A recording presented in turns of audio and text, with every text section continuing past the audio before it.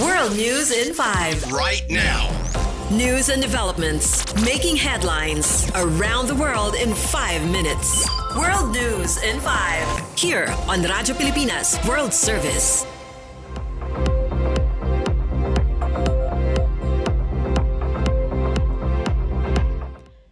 Good day to all of our listeners here on Radyo Pilipinas World Service. This is World News in 5 and I'm your host, Steph Vicente. King Charles III and Queen Camilla will proceed with their planned state visit to the United States despite recent security concerns following a shooting incident in Washington, D.C., according to Buckingham Palace. The BBC reports officials on both sides of the Atlantic agreed to move forward after a day of discussions, although some engagements may be slightly adjusted for safety. The concerns stem from an attempted attack at the White House Correspondents' Dinner, where a gunman reportedly targeted U.S. President Donald Trump.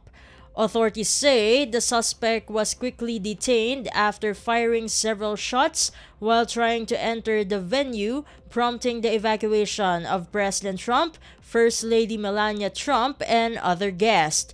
The palace said the king was relieved no one was harmed and has privately expressed sympathies to those affected.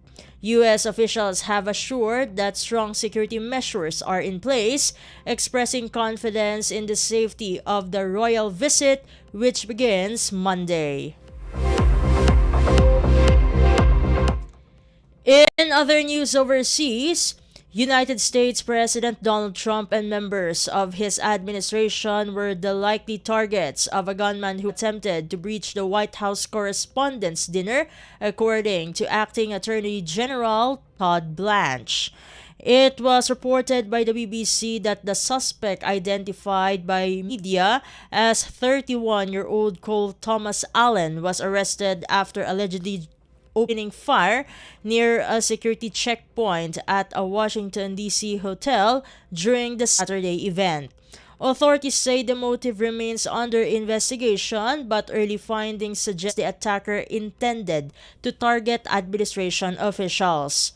The Federal Bureau of Investigation, or FBI, along with its Terrorism Task Force, is leading the probe into the incident.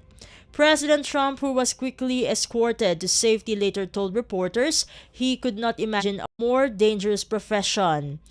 In a statement, the White House said the president remained fearless after surviving what it described as an assassination attempt, while Wei Jiang of the White House Correspondents Association called the incident harrowing and praised the Secret Service for protecting attendees.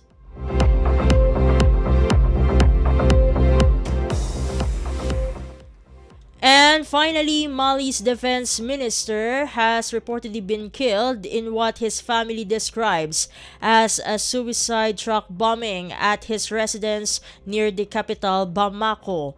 According to BBC News, multiple news outlets identified the victim as Sadio Kamara, with the attack said to be part of a wave of coordinated assaults by jihadist militants and separatist groups across the country.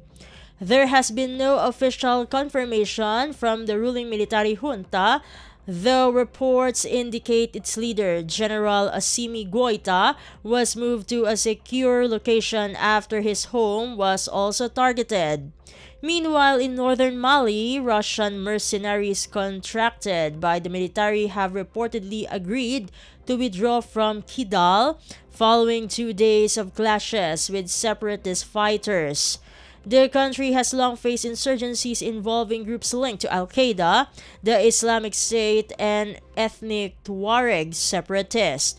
It is noted that the attack in Kati also killed at least 3 of his relatives, as violence erupted simultaneously in several regions, including Gao, Kidal, Sevare, and Mopti. And that concludes today's edition of World News in 5. For Radyo Pilipinas World Service, this has been Steph Vicente. Good day and stay safe, everyone. World News in 5. Right now. News and developments making headlines around the world in 5 minutes. World News in 5. Here on Radyo Pilipinas World Service.